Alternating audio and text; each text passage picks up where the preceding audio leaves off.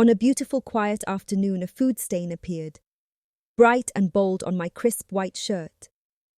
I had been at the cafe with a friend enjoying lunch. A sudden slip of the spoon turned a favorite dish into a mess. Palm oil splashed across my chest, leaving a splotch that seemed to mock me from the fabric. At first, I panicked.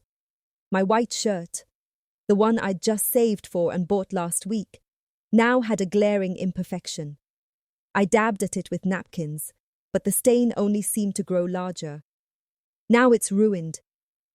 But as I sat there, staring at the stain that wouldn't come off, a thought occurred to me. What if I didn't have to get rid of it? What if I could turn it into something even better? I excused myself and walked home, shirt still marred with the mark of lunch. The wheels in my head were turning. I rummaged through my drawer, pulling out fabric paints, markers, and embroidery threads. My white shirt was no longer just a simple piece of clothing, it was a canvas. I first grabbed a fabric marker and outlined the edges of the stain, turning it into a flower shape. The petals spread out from the blotch, creating a burst of color against the shirt.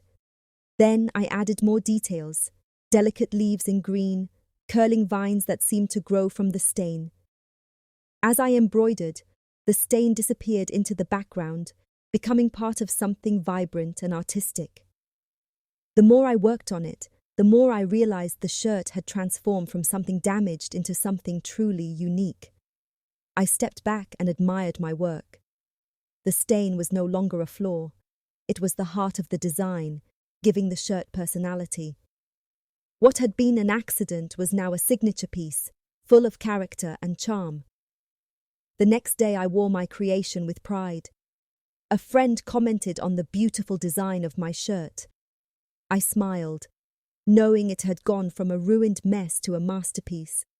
Sometimes the best things come from embracing imperfection. And that food stain? It had turned out to be the best thing that ever happened to my white shirt. Sometimes people walk into your life and create messes that can never leave you, or that did a damage that it might be easy for them to forget and move on. But you are left with the sole responsibility of trying to pick up the pieces, and it hurts so bad. But I pray that your response will be make a beautiful art out of what they thought would break you. I pray that you find the courage to forge ahead and hope again.